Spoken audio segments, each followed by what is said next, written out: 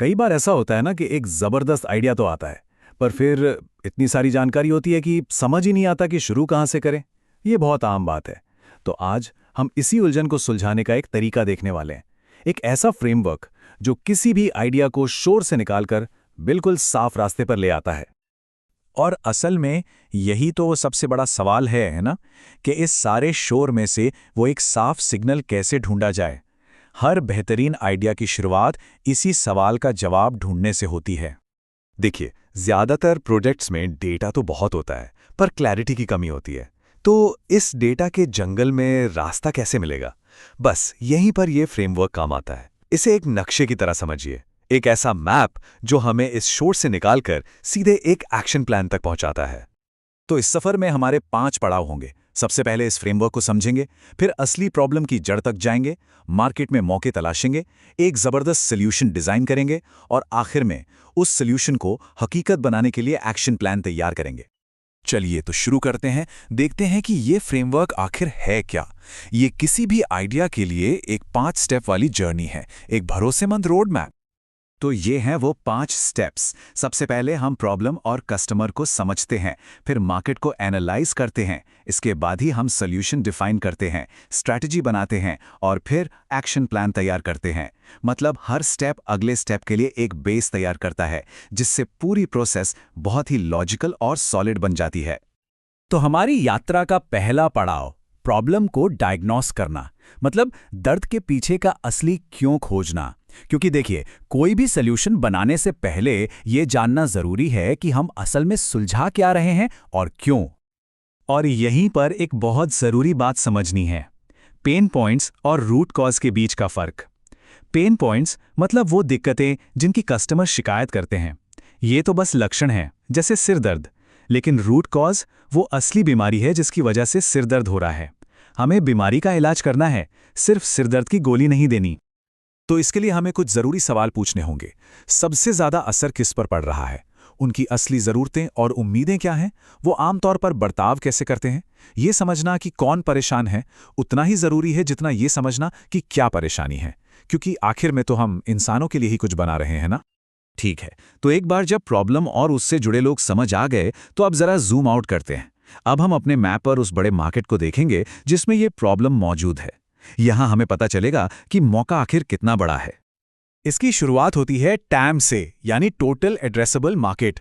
आसान भाषा में ये मार्केट की सबसे बड़ी तस्वीर है। अगर हर कोई जिसे इस प्रोडक्ट या सर्विस की जरूरत हो सकती है वो इसे खरीद ले, तो मार्केट कितना बड़ा होगा। ये हमें मौके की अपर लिमिट दिखाता है। लेकिन जाहिर है हम हर किसी तक नहीं पहुंच सकते। तो अगला लेवल है सैम, यानी सर्विसेबल एड्रेसेबल मार्केट। ये टैम का वो हिस्सा है जिस तक हमारी पहुंच है, जिसे हम सच में सर्विस दे सकते हैं। ये थोड़ी और रियलिस्टिक तस्वीर है।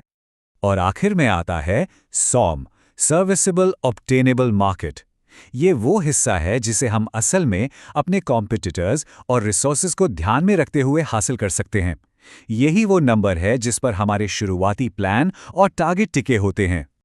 लेकिन मार्केट में हम अकेले नहीं हैं। कोई भी आइडिया वैक्यूम में काम नहीं करता।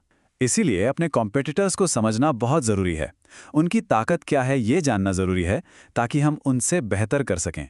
और उनकी कमज़ोरियां क्या हैं, बस वहीं हमारे लिए असली मौके छुपे होते हैं। तो अब हमारे पास प्रॉब्लम की गहरी समझ है और मार्केट का नक्शा भी है। अब बारी है एक ऐसा सॉल्यूशन डिजाइन करने की जो वाकई में अलग हो। अब हम कमियों को अपनी खासियत में बदलेंगे। और इसके लिए जरूरी नहीं कि हम पहिया दोबारा बनाएं। हमें पहले से मौजूद सॉल्यूशन से सीखना होगा।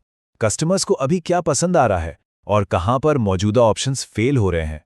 कौन सी जरूरतें हैं जो अभी भी पूरी नहीं हुई हैं। और इन्हीं सवालों के जवाब में छिपा है हमारा अवसर। ये गैप्स, ये मौके, मतलब कस्टमर्स को जो चाहिए और कॉम्पिटिटर्स जो दे रहे हैं, उसके बीच की खाली जगह। हमारा यूनिक सॉल्यूशन इसी खाली जगह में जन्म लेता है। चलिए, तो अब तक हमने प्रॉब्लम को समझा, मार्केट को मैप किया और एक सॉल्यूशन भी डिजाइन कर लिया। अब हम अपनी यात्रा के आखिरी हिस्से में हैं, स्ट्रैटेजी से एक्शन तक। मतलब रास्ता बनाने और पहला कदम उठाने का वक्त आ गया है। एक अच्छी स्ट्रैटेजी का मतलब है सही चीजों पर फोकस करना। हर चीज के पीछे भागने से कुछ नहीं होता है। हमें उन मौकों को पहचानना होगा जो सबसे ज्यादा इंपैक्ट डालेंगे और अपनी पूरी एनर्जी वहीं लगानी होगी। और स्मार्ट स्ट्रैटेजी में दो बातें होती हैं। एक तरफ हमें अपने सबसे बड़े रिस्क को पहचानना होता है कि क्या गलत हो सकता है, और दूसरी तरफ हमें अपने लीवरेज पॉइंट्स यानी अपने सबसे बड़ी ताकतों को पहचानना होता है जो हमें आगे बढ़ाएंगे। तो हमारा एक्शन प्लान भी दो हिस्सों में बटा होना चाहिए। पहला, कुछ फौरी कदम जिनसे हम अपने आइडियाज को जल्दी से टेस्ट और वैलिडेट कर सकें, और दूसरा, एक लंबी सोच यानी लॉन्ग टर्म स्ट्रैटेजीज जो हमें भविष्य में ग्रोथ का रास्ता दिखाएंगी। तो फिर इस पूरी बातचीत का निचोड़ क्या है? वो कौन सी सबसे जरूरी बातें हैं जो हमें आगे के फैसलों में मदद करेंगी? आइए जल्दी से 4 टेकअवेज देखते हैं। पहला टेकअवे, असली प्रॉब्लम शायद ही कभी वो होती है जो सामने दिखती है। हमेशा थोड़ा और गहरा खोदना जरूरी है। दूसरा, मार्केट हमें नंबर्स और एक्शन के जरिए एक कहानी सुनाता है, हमें बस उसे सुनना है। तीसरा टेकअवे, सबसे बेहतरीन सॉल्यूशंस उन गैप्स में छिपे होते हैं जो पहले से मौजूद चीजों में हैं, हमें बस उन खाली जगहों को ढूंढना है। और चौथा, स्ट्रैटेजी का मतलब है चुनना, ये फैसला करना कि फोकस कहाँ करना है और रिस्क कहाँ लेना है। तो अब नक्शा तो सामने है, सवाल यह है कि इस पर चलकर क्या खोजा जाएगा।